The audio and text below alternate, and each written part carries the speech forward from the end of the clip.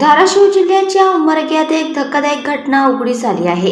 येथील 3 शाळकरी मुलींनी कोरियन डान्सर ग्रुप BTSला भेटण्यासाठी चक्क स्वतःच्या अपहरणाचा बनाव रचला आहे। तिन्ही मुलींनी पुण्याला जाऊन पैसे कमवायचे आणि तिथून कोरियाला जायचा असा प्लॅन केला होता। मात्र अवघ्या अर्ध्या तासात त्यांचं बिंग फुटलं आहे। पोलिसांनी तिघींना ताब्यात घेतलं आहे। त्यांचं समुदेशन केलं जात आहे। मिळालेल्या माहितीनुसार उमरग्याच्या निळूनगर तांड्यावरील 3 मुलींनी कोरियन डान्सर ग्रुप मध्ये जॉईन होण्यासाठी आपल्याच अपहरणाचा कट रचला होता।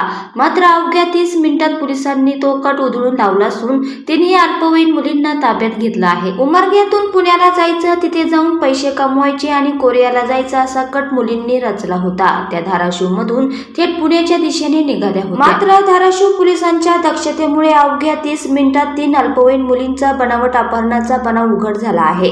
मुलींनी सोलापूर जिल्ह्यातील मोहोळीतून स्वतःच्या वडिलांना फोन करून अपहरण केल्याची माहिती दिली। त्यानंतर मोबाईलच्या लोकेशनवरून पोलिसांनी मुलींना गाठलं।